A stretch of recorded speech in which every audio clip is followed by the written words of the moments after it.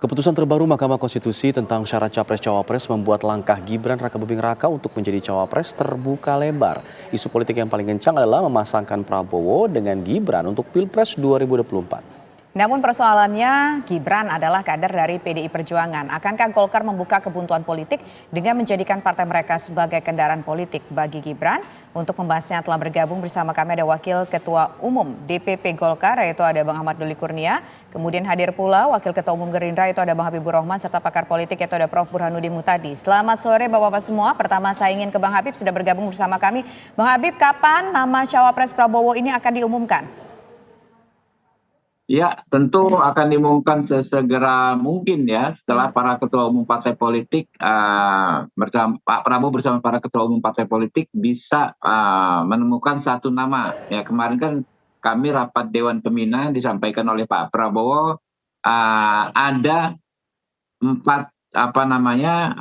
bakal calon wapres, 4 sosok. Ada yang dari luar Jawa, ada yang dari Jawa Barat, Jawa Tengah dan Jawa Timur. Nah, kita berharap dalam waktu tidak terlalu lama, 1 atau 2 hari ini para ketua umum sudah bersepakat mengerucut ke satu nama ya. Tentu kan kita tahu tanggal 19 sudah mulai didaftarkan dan kalau bisa kita tidak mendaftar di hari-hari yang terakhir ya. Karena kan kita mengantisipasi persoalan administrasinya ya, jangan sampai ada persoalan administrasi kalau udah daftarnya di menit terakhir takutnya susah diantisipasi, kurang lebih begitu.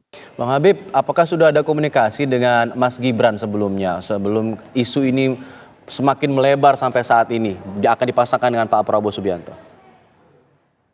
Ya, saya pikir tentunya ada komunikasi ya, baik langsung ataupun tidak langsung. Dan selama ini kan komunikasi kan memang baik ya.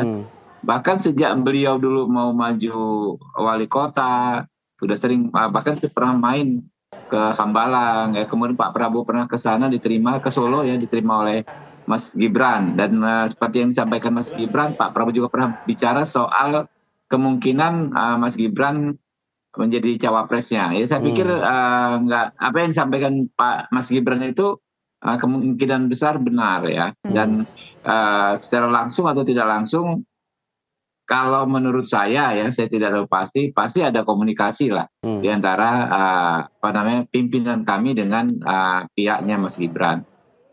Baik, kira-kira nanti partainya dari mana nih kalau misalkan nanti Gibran jadi maju, Mas Habib?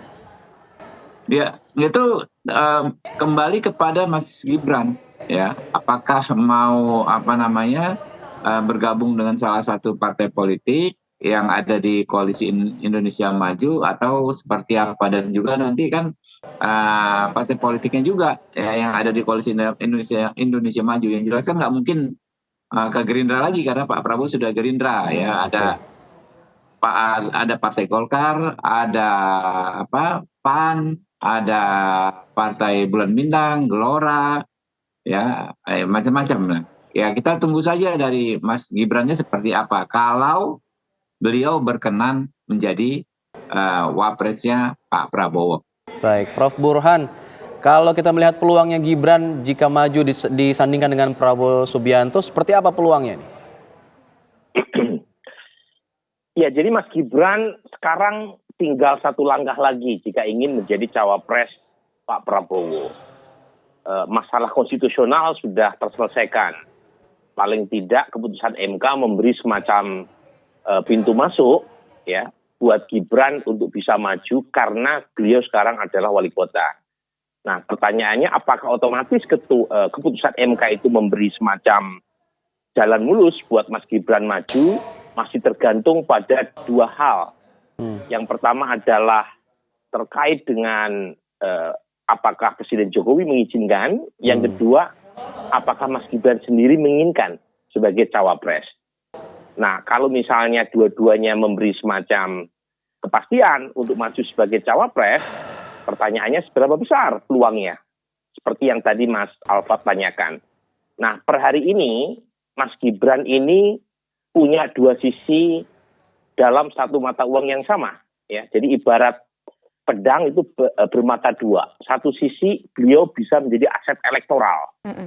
Pertama dari sisi elit. ya dari sisi elit, Mas Gibran ini seperti memberi semacam titik temu akan potensi deadlock di antara partai-partai pendukung Pak Prabowo.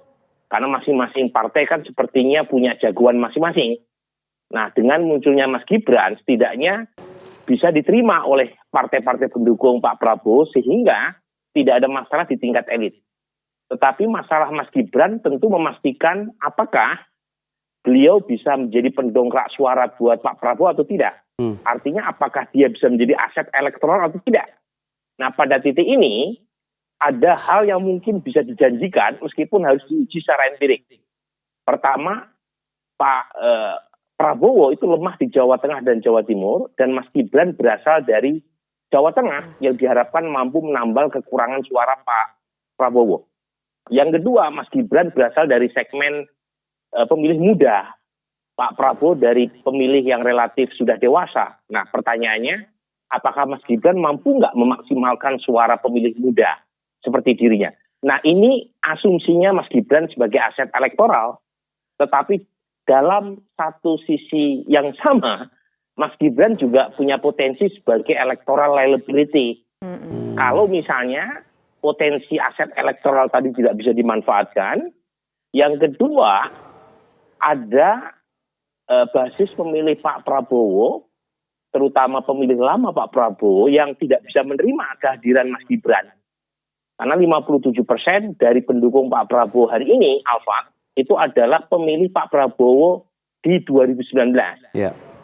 38% diantaranya sudah lari ke Mas Anies dari 44,5%. 57% tetap loyal ke Pak Prabowo. Tetapi kalau misalnya Pak Prabowo memilih Mas Gibran, itu ada potensi sebagian dari basis lamanya ini tidak terima. Karena karakter pemilih Pak Prabowo yang lama itu cenderung kritis terhadap pemerintahan Pak Jokowi. Baik. Nah, kalau misalnya anaknya menjadi pendamping Pak Prabowo, itu ada potensi sebagian pendukung Pak Prabowo-nya tidak terima.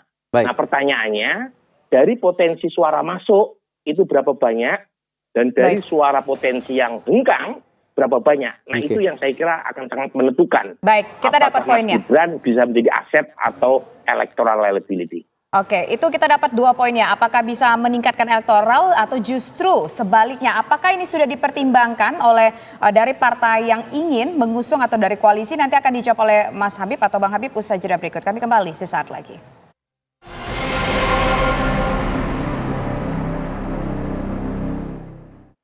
Saya ingin ke Bang Habib menjawab pertanyaan menggantung tadi, karena kalau kita lihat tampaknya ini cenderung didorong kepada Gibran untuk menjadi cawapres. Tapi ada statement tadi bahwa ini justru bisa bukan menjadi aset elektoral, bisa menurunkan aset elektoral. Sudah dipertimbangkan itu seperti apa hitungannya, Bang Habib?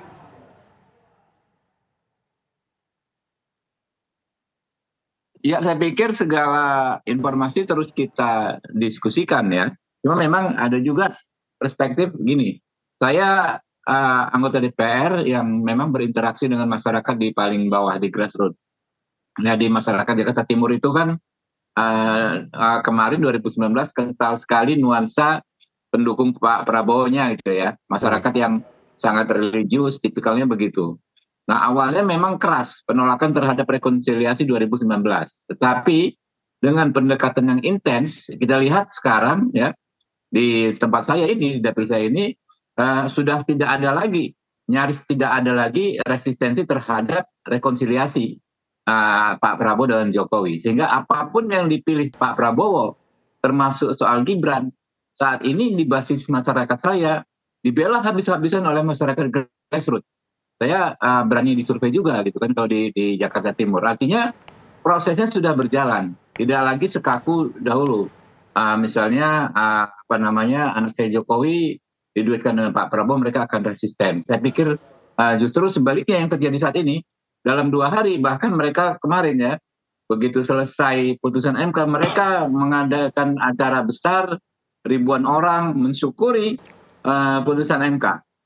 Baik. Sehingga saya pikir masih ada pertimbangan bahwa bergabungnya Mas Gibran tidak akan membawa masalah yang besar. Justru bisa jadi menguntungkan, karena ada sisi lain dari Mas Gibran ini, Mbak Tisa, yaitu dia ini sosok orang yang paling muda kalau bisa maju besok dalam kontestasi, yang mewakili lebih dari 50% dari populasi, ya. Oke.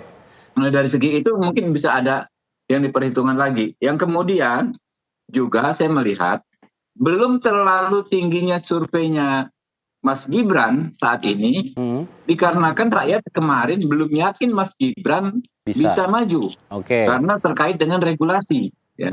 Nah, kalau sudah yakin sehari ini, misalnya sudah tersosialisasi dengan jelas dan jernih kepada masyarakat bahwa Mas Gibran bisa maju, apalagi sudah disetujui oleh ketua umum partai politik, apalagi yang bersangkutan sudah menyampaikan perkenannya untuk maju sebagai cawapresnya Pak Prabowo, saya yakin ada efek tambahan terhadap elektabilitas beliau, ya. Ada tambahan elektabilitas gitu loh, karena belum termaterialkan di benak para pemilih bahwa Gibran ini akan benar-benar maju mendampingi Pak Prabowo. Mungkin itu yang terus akan kami kaji sambil kami terus berdiskusi dan menyerap, ya, masukan-masukan atau hasil-hasil penelitian ilmiah yang dilakukan rekan-rekan, diantaranya misalnya Mas Burhan dan para peneliti lainnya.